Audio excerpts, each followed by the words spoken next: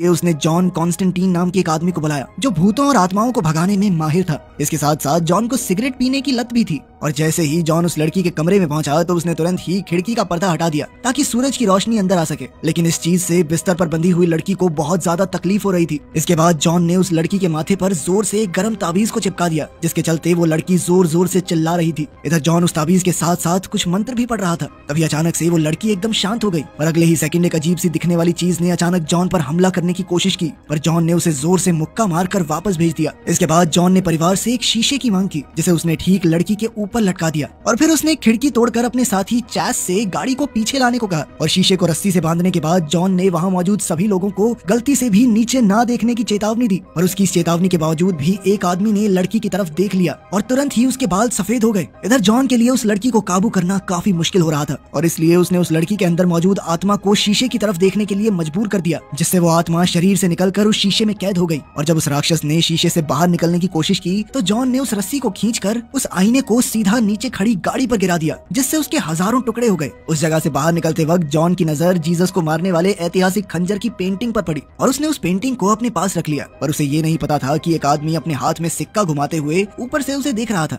John हिसाब लगा रहा था कि उस बुरी आत्मा को लड़की के शरीर से निकालना काफी मुश्किल हुआ था और इसीलिए उसे शक था कि जल्द ही कुछ बहुत बड़ा होने वाला है। उसी रात एंजेला नाम की डिटेक्टिव की आंख एक हॉस्पिटल बेड पर खुली। अचानक उसे इजाबेल नाम सुनाई दिया और वो उस आवाज का पीछा करते हुए हॉस्पिटल की छत पर पहुंच गई जहां से उसने अपनी पट्टियां निकाल कर छलांग लगा दी। उसी वक्त एंजेला की आंख खुली तो उसे एहसास हुआ कि ये सिर्फ एक डरावना सपना था। अगली सुबह एंजेला को हॉस्पिटल में एक केस की जाँच करने के लिए बुलाया गया जहाँ जाकर उसे पता चला कि असल में उसने जो सपना देखा था वो उसकी जुड़वा बहन का था जिसके साथ कल रात कुछ ऐसा ही हुआ था। इजाबेल को हॉस्पिटल में एक मेंटल पेशेंट के तौर पर भर्ती किया गया था पर एंजेला का मानना था कि उसकी बहन के साथ जरूर कुछ गलत हुआ है। ठीक उसी वक्त मेक्सिको में वो खंजर लेकर चल रहे उस आदमी ने एक लंबी छलांग मारकर बॉर्डर पार कर लिया। उसके जमीन पर पैर रखते ही वहाँ मौजूद सभी जानवरों की मौत हो गई। इधर जॉन को भी अचानक से खून की उल्टियां शुरू हो गई थी और जब वो डॉक्टर के पास गया तो उसे पता चला कि उसकी सिगरेट की लत ने अब लंग कैंसर का रूप ले लिया है और अब उसके पास सिर्फ थोड़ा ही समय बचा था। तो बेटा धूम्रपान हानिकारक है, आज ही छोड़ें। कुछ देर बाद उससे मिलने के लिए उसका दोस्त बेमेन आया जो अपने साथ उसके मिशन के लिए कुछ सुपरनेचुरल हथियार लाया था जिसमें एक खास बंदूक भी शामिल थी जिसके अंदर से ड्रैगन की सांस निकलती थी। अपनी बातचीत के दौरान जॉन ने बेमेन को उस पिशाच के बारे में भी बताया जो इंसानों के बीच घुसने की कोशिश कर रही थी, जो कि मुमकिन नहीं था क्योंकि पिशाच सिर्फ रूप बदल सकते हैं और इसीलिए बेमेन ने कहा कि मैं इसके बारे में जांच करता हूँ।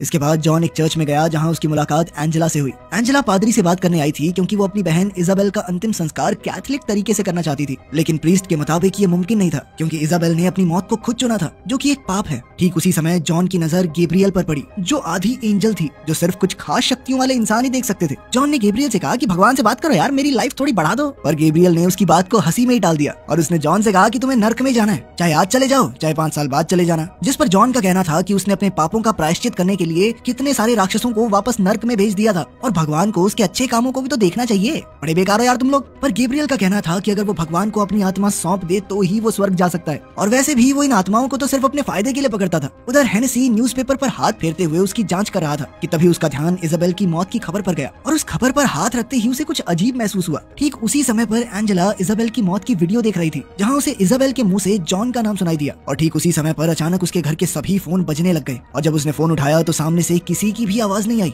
उधर जॉन की अचानक रोड के बीच में ही तबीयत खराब हो गई और वो जमीन पर बैठ गया। तभी उसके हाथ के पास एक कीड़ा आया और अगले ही सेकंड कीड़ों से बने एक राक्षस ने उस पर हमला बोल दिया। वो वार इतना तेज था कि जॉन के हाथ से उसका हथियार वाला डब्बा दूर गिर गया और अब जॉन के लिए उस राक्षस पर काबू पाना काफी मुश्किल हो रहा था, पर फिर भी उसने किसी तरह से खुद को आजाद करवाते हुए वो डब्बा उठाया। पर इससे पहले कि वो कुछ कर पाता उस राक्षस ने दोबारा उस पर हमला कर दिया, जिससे बचने के लिए जॉन सड़क की तरफ भागा जहाँ उस डब्बे को हवा में उछालकर वो राक्षस को एक गाड़ी के सामने ले आया, जिससे टकराते ही वो राक्षस खत्म हो गया। इसके बाद जॉन और चैस मिडनाइट के क्लब में गए जहां सभी सुपरनैचुरल लोग ही आते थे और इसलिए सिर्फ जॉन को ही अंदर जाने दिया गया। अंदर सभी लोग पार्टी कर रहे थे पर जॉन सबको नजरअंदाज करते हुए सीधा एक कमरे में पहुंच गया जहां उसकी मुलाकात क्लब के मालिक पापा मिडनाइट से हुई जो खुद एक तांत्रिक था, पर वो स्वर्ग और नर्क की इस लड़ाई में किसी की भी तरफ नहीं था। जॉन ने मिडनाइट को उस राक्षस के बारे में बताया जिसने उस पर हमला किया था, लेकिन मिडनाइट इस बात को मानने को तैयार ही नहीं था क्योंकि नियमों के मुताबिक राक्षस धरती पर आ ही नहीं सकते। तभी उस कमरे में बेल्थेजार आया जो असल में आधा राक्षस था और जॉन को छेड़ते समय वो अपने हाथ में एक सिक्के से खेल रहा था। और जॉन को ये बात पसंद नहीं आई और उसने बाल्थाजार को वापस से धमकाना शुरू कर दिया, पर तभी मिडनाइट ने उसे रोक दिया। जल्द ही अचानक से जॉन की तबीयत दोबारा खराब होने लगी, जिसके चलते वो वहाँ से निकल गया। कुछ देर बाद जॉन से मिलने के लिए एंजेला उसके घर पर आई, क्योंकि उसे पूरा यकीन था कि इजाबेल की मौत के पीछे किसी का तो हाथ है। पर जॉन को उसकी कहानियां सुनने में कोई दिलचस्पी नहीं थी। पर तभी उनकी बातचीत के दौरान जॉन की नजर एंजेला का पीछा कर रही एक आत्मा पर पड़ी, जिसे देखते ही वो एंजेला की तरफ भागा। और ये सब देखने के बाद उसे यकीन हो गया कि इजाबेल की मौत के पीछे भी जरूर कोई कारण है। लेकिन एंजेला को भूत प्रेतों पर बिल्कुल विश्वास नहीं था। पर तभी अचानक उसके चारों तरफ की बिजली गायब हो गई और बहुत तेज तेज हवाएं चलने लगी। तभी जॉन ने अपनी जेब से एक कपड़ा निकालकर उसे जला दिया, जिससे उसके आसपास मौजूद सभी राक्षस जलकर राख हो गए। और इसके बाद जॉन ने एंजेला को बताया कि ये सभी राक्षस तुम्हारा पीछा कर रहे थे, मेरा नहीं। आखिरकार जॉन ने एंजेला का केस समझने के लिए नर्क में जाने का फैसला किया, ताकि वो वहाँ पर उसकी बहन इजाबेल को ढूंढ सके। इसके बाद जॉन सबसे पहले एंजेला के घर गया, जहां उसने एंजेला की पालतू बिल्ली को पकड़कर अपने दोनों पैर पानी में रखे और फिर एंजेला को कमरे से बाहर भेज दिया। इसके बाद जॉन ने उस बिल्ली की आंखों में देखते हुए एक ऐसा कनेक्शन बनाया जिससे समय काफी धीरे हो गया और अगले ही सेकंड वो नर्क में पहुंच गया। अपनी सुरक्षा के लिए जॉन के पास होली वाटर था और वो नर्क में मौजूद सभी आत्माओं और राक्षसों को नजरअंदाज करते हुए इजाबेल को ढूंढने में लग गया। और जब आखिरकार उसे इजाबेल दिखाई दी तो ठीक पिछली बार की ही तरह उसने जॉन का नाम लिया और फिर उसने अपना मेडिकल टैग उतार कर छलांग लगा दी। ये देखते ही जॉन पूरी रफ्तार से उसकी तरफ भागा और उस समय कई सारे राक्षस भी उसका पीछा कर रहे थे। लेकिन ऐन वक्त पर जॉन ने छलांग लगाकर इजाबेल का मेडिकल टैग पकड़ लिया और उसी समय होली वाटर को अपनी छाती पर लगाकर वो धरती पर वापस आ गया। लेकिन उस वक्त जॉन के पूरे शरीर से धुआं निकल रहा था। इसके बाद उसने एंजेला के हाथ में उसकी बहन का मेडिकल टैग पकड़ाते हुए उसे बताया कि इजाबेल ने अपनी मर्जी से ही ये कदम उठाया था और इसीलिए उसे नर्क में भेजा गया है। उधर हेनेसी चोरी छुपे मुर्दा घर में इजाबेल की लाश को देखने घुस गया, जहाँ उसने इजाबेल की यादों को देखने की कोशिश में उसका हाथ पकड़ा। पर तभी उसके हाथ पर एक अजीब सा निशान आ गया, जिसे देखकर हेनेसी काफी डर गया और उसने तुरंत ही अपने फ्लास्क में से शराब पीने की कोशिश की, लेकिन एक भी बूंद नीचे नहीं गिरी। और ठीक उसी समय पर एक गार्ड ने भी उसे पकड़ लिया। लेकिन फिर भी हेनेसी किसी तरह से एक दुकान में पहुंचा और उसने वहाँ पर शराब पीने की कोशिश की, पर किसी भी बोतल से एक भी बूंद नीचे नहीं गिर रही थी। और कुछ बोतल तोड़ने के बाद अचानक हेनेसी जमीन पर गिर गया और उसका दम घुटने लगा। ठीक उसी समय बाल्थाजार भी वहाँ पहुँच गया और उसे हेनेसी को मरते हुए देखकर काफी मजा आ रहा था। असल में उसने ही हेनेसी को इस भ्रम में डाला था, जहाँ हेनेसी को लग रहा था कि शराब की एक भी बूंद नीचे नहीं गिर रही, जबकि दूसरी तरफ वो गले तक भर चुका था। उधर जॉन ने एंजेला को बताया कि असल में वो बचपन से ही सभी भूत प्रेतों को देख सकता था, लेकिन उस वक्त उसे बिल्कुल भी समझ नहीं थी। और इसी बीच उसके घर वालों ने उसे मेंटल हॉस्पिटल में डाल दिया, जो उसके लिए किसी नर्क से कम नहीं था। और इसीलिए उसने सब कुछ खत्म करने का फैसला किया, जिसके बाद वो पूरे 2 मिनट तक लाश बन चुका था। जिसके बाद डॉक्टर उसे किसी तरह से जिंदा करने में कामयाब हो गए। उसे समझ आ चुका था कि उसे जो कुछ भी दिखाई देता था वो सब कुछ सच था, पर वो ये भी जानता था कि उसके किए हुए पाप की वजह से उसकी आत्मा नर्क में जाने वाली है। और इसीलिए वो भूत प्रेतों को वापस नर्क में भेजकर अपने पाप मिटाना चाहता था, ताकि वो भी स्वर्ग में जा पाए। इसके बाद उसने इजाबेल को बताया कि असल में स्वर्ग और नर्क में एक शर्त लगी हुई थी कि कौन ज्यादा इंसानी आत्माओं को जीत सकता है, और इसीलिए गैब्रियल और बाल्थाजार जैसे आधे एंजल और राक्षस को बनाया गया था, ताकि वो लोगों के दिमागों को बदलकर उन्हें अच्छाई या बुराई के रास्ते पर चला सके। तभी एंजेला को हेनेसी की मौत की खबर मिली, जिसे सुनते ही वो दोनों तुरंत वहाँ पहुँच गए, जहाँ जॉन को हेनेसी के हाथ पर एक अजीब सा निशान दिखाई दिया, जो इजाबेल और उस मैक्सिकन आदमी के हाथ पर भी था। और ये निशान हेनेसी खास जॉन के लिए छोड़ कर गया था, इसलिए जॉन ने उस निशान की एक कॉपी बनाकर बीमन को जांच करने के लिए भेजी। इसके बाद वो दोनों इजाबेल के हॉस्पिटल रूम में गए, जहाँ जॉन ने एंजेला पर काफी दबाव डालते हुए उसे इजाबेल की मौत से जुड़ी हुई कोई बात याद करने को कहा। और काफी देर तक सोचने के बाद आखिरकार एंजेला को याद आया कि बचपन में वो दोनों एक खुफिया तरीके से बात किया करते थे। और फिर एंजेला ने कमरे के शीशे पर भाप जमा कर देखा तो उस पर कोरिन्थियस 17 लिखा हुआ था। और जब उन्होंने ये जानकारी बीमन को दी तो उसके मुताबिक नर्क की बाइबल में मामूली बाइबल से ज्यादा पैसेजेस थे, और उन्हीं में से एक था कोरिन्थियंस 17, जो शैतान के बेटे मैमन के बारे में बात करता था, जो इंसानियत पर अंधेरा लाने के लिए जिम्मेदार था। और हेनेसी के हाथ पर जो निशान मिला था वो भी उसी का था। असल में मैमन किसी भी हाल में अपने पिता से कंट्रोल छीनना चाहता था, जिसके बाद वो पूरे ब्रह्मांड पर राज करने का सपना देख रहा था, और इसके लिए उसे एक खास इंसान की जरूरत थी, जिसके पास दिमाग के साथ साथ कुछ खास शक्तियां भी हों। तभी बीमन को एहसास हुआ कि कोई उसकी तरफ आ रहा है, और अगले ही सेकंड उसकी आंख में से कीड़े निकलने लगे। और जब तक जॉन और एंजेला वहां पहुंचे तब तक बहुत देर हो चुकी थी। उधर खंजर लिए हुए वो आदमी एक गाड़ी चुराकर लॉस एंजलिस की तरफ बढ़ रहा था। इधर एंजेला ने जॉन को बताया कि असल में उसे और इजाबेल को भी जॉन की ही तरह बचपन में कई भूत प्रेत दिखते थे, पर जब इजाबेल को मेंटल हॉस्पिटल भेजा गया तो एंजेला ने भूत और प्रेतों को नजरअंदाज करना शुरू कर दिया, ताकि उसे भी पागल खाने में न डाल दिया जाए। जिसके कुछ समय बाद उसे सच में ही सब कुछ दिखना बंद हो गया, और अब उसे अपनी बहन को अकेला छोड़ने के लिए बुरा लग रहा था। इसीलिए वो चाहती थी कि जॉन उसे दोबारा देखने में मदद करे। उसकी बात मानते हुए जॉन ने एक बाथटब को पानी से भरा और फिर एंजेला को उसमें जबरदस्ती डुबो दिया। और जैसे ही एंजेला की सांस रुकी तो समय एकदम धीरे हो गया और अगले ही सेकंड एंजेला दोबारा होश में आ गई। लेकिन नर्क में जाकर अपनी शक्तियां वापस पाने के लिए इतना समय बहुत था। तभी एंजेला को कुछ एहसास हुआ और वो तुरंत ही बीमन के ऑफिस में गई, जहाँ उसे बेल्थासार का सिक्का मिला। कुछ देर बाद बेल्थासार अपने ऑफिस के शीशे में अपनी शक्ल देख रहा था। तभी उस पर अचानक से ड्रैगन ब्रेथ से हमला हुआ, जिसने उसे उठाकर पीछे फेंक दिया। तभी जॉन ने उसके चेहरे पर पवित्र पानी फेंका, जिससे उसका चेहरा जलने लगा। इसके बाद उन दोनों के बीच लड़ाई शुरू हो गई, पर फिर भी जॉन किसी तरह से बेल्थासार को नीचे गिराकर उसके ऊपर बैठ गया और फिर उसने बाइबल निकालकर बेल्थासार को धमकी दी,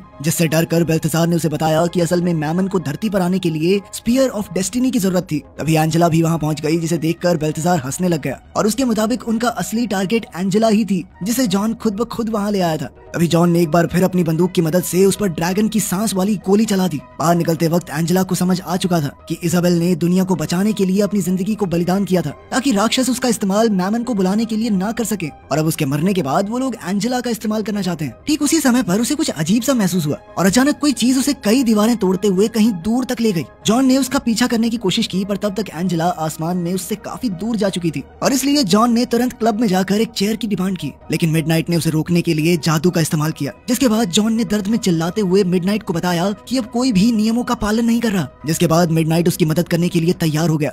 इसके बाद वो लोग एक आर्टिफैक्ट स्टोर में गए, जहां उन्होंने मौत की सजा के लिए इस्तेमाल की जाने वाली कुर्सी का इस्तेमाल किया, जिस पर जॉन अपने पैर गीले करके बैठ गया। जिसके बाद मिडनाइट ने उसे एक बिजली का झटका दिया। ये झटका लगते ही जॉन को सब कुछ दिखाई देने लग गया कि कैसे वो आदमी स्पीयर ऑफ डेस्टिनी लेकर हॉस्पिटल की तरफ बढ़ रहा था, जहाँ कई सारे राक्षस पहले ही इकट्ठा हो चुके थे। एक राक्षस ने तो जॉन पर हमला करने की कोशिश भी की, पर तभी मिडनाइट ने अपने जादू से उसे हटा दिया। इसके बाद चेस ने कुछ खास गोलियां तैयार की और फिर उसने जॉन को अपने प्लान से हैरान कर दिया। उधर एंजेला को हॉस्पिटल पूल में फेंक दिया गया, जहाँ उसका सामना उसी मैक्सिकन आदमी से हुआ। एंजेला ने तुरंत ही उस पर गोलियां चलानी शुरू कर दी, पर इसका कोई फायदा नहीं हुआ और उस आदमी ने एंजेला को पूल में डुबाना शुरू कर दिया। तब तक जॉन और चेज भी हॉस्पिटल में पहुंच गए थे और चेज ने तुरंत ही पानी के टैंक में पवित्र पानी के साथ साथ क्रॉस का साइन भी डाल दिया। जिसके बाद जॉन उस कमरे में गया जहां सभी राक्षस मौजूद थे और उसने फायर अलार्म के पास आग लगाकर उसे एक्टिवेट कर दिया। जिसके बाद सभी राक्षसों पर पवित्र पानी गिरने लग गया, जिसके चलते वो सभी लोग काफी कमजोर पड़ने लग गए थे। और इसी का फायदा उठाकर जॉन ने उस पर गोलियां चलाना शुरू कर दिया और उसकी गोलियां खत्म होते ही चेस उसकी मदद करने के लिए वहां पहुंच गया। इसके बाद वो लोग एंजेला को ढूंढने में लग गए, जैसे उस वक्त वो मैक्सिकन आदमी पानी में डूबा रहा था। जैसे ही एंजेला नर्क में पहुंची तो उसकी मुलाकात मैमन से हुई, जो उसका नाम पुकार रहा था। इधर जब जॉन और चेस पूल के पास पहुंचे तो उन्हें वहां उस मैक्सिकन आदमी की लाश मिली, जिसके तुरंत बाद जॉन की नजर एंजेला पर पड़ी, जो उस वक्त किसी और के वश में थी। लेकिन इस सब के बावजूद भी जॉन ने उसे मारने से इनकार कर दिया। अब जॉन उसे सही करने के लिए मंत्र पढ़ने लगा, लेकिन एंजेला ने इसी बीच उसे पानी में डुबाने की कोशिश की, लेकिन ऐन वक्त पर चेस बीच में आ गया। जिसके बाद जॉन और उसने एंजेला को पूल से निकालकर जमीन पर लेटा दिया। जॉन के मंत्रों का फायदा तो हो रहा था, पर मैमन अब एंजेला के पेट से बाहर निकलने की कोशिश कर रहा था। इसके बाद जॉन और चेस ने एक साथ मिलकर मंत्र पढ़ना शुरू कर दिया, जिससे उन्हें लगा कि शायद मैमन गायब हो गया है। और अगले ही सेकंड अचानक किसी ने चेस को उठाकर छत पर पटक दिया, जिससे उसकी तुरंत ही मौत हो गई। और इस चीज से जॉन बहुत गुस्से में आ गया। उसने अपने दोनों हाथों को जोड़कर एक मंत्र मारा, जिससे वहां मौजूद सभी ताकतें सामने आने पर मजबूर हो गई। पर उसके मंत्र पढ़ते ही उसका सामना गैब्रियल से हुआ, जिसने उसे बताया कि असल में वही मैमन को जिंदा करने में मदद करने वाली थी, क्योंकि उसके मुताबिक कोई भी पापी अपने पापों का प्रायश्चित करके स्वर्ग में जाने का सपना देखता है, और इसीलिए वो मैमन को जिंदा करके हर तरफ पाप बढ़ाना चाहती थी, ताकि सिर्फ गिने चुने लोग ही स्वर्ग में जा पाएं। इसके बाद गैब्रियल ने जॉन को उठाकर दूर फेंक दिया, जिसके बाद वो खुद मैमन को जिंदा करने में लग गई। इधर जॉन भगवान से प्रार्थना करते हुए मदद मांग रहा था कि तभी अचानक से समय रुक गया और जॉन से मिलने के लिए लूसीफर वहां पहुंचा, क्योंकि जॉन इकलौती ऐसी आत्मा था जिसे लूसीफर खुद ले जा सकता था। और जॉन से सवाल करने पर उसे गैब्रियल के प्लान के बारे में पता चला, और जब उसने दरवाजा तोड़कर देखा तो उसे जॉन की बात पर यकीन भी हो गया, और उसने तुरंत ही एंजेला को उठाया, ताकि जैसे ही समय वापस से शुरू हो तो गैब्रियल का खंजर सीधा जमीन में गड़ जाए। इधर अब लूसीफर ने मैमन के वश में कैद एंजेला को पकड़ा हुआ था, और उसने गैब्रियल को याद दिलाया कि ये दुनिया असल में उसकी है। ये सुनते ही गैब्रियल ने लूसीफर पर हमला करने की कोशिश की, पर अब उसके पास कोई शक्ति नहीं थी, क्योंकि भगवान ने उसे छोड़ दिया था। इसलिए लूसीफर ने दोबारा से मैमन को